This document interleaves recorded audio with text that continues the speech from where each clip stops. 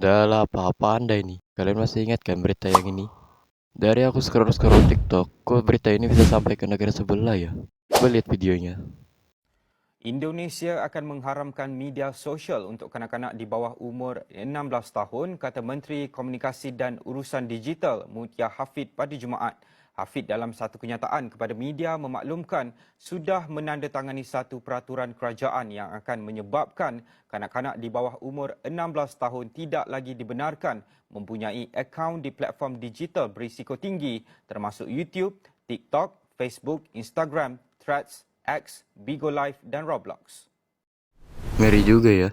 Berita Indonesia ini sampai ke negara sebelah ya, negara Malaysia. Jadi viral gitu ya sampai ke negara sebelah. Dah lah. Jadi gimana menurut kalian? Berita Indonesia sudah sampai ke negara Malaysia? Dah lah, apa-apaan nih, Ci? Dah lah, capek mending turu.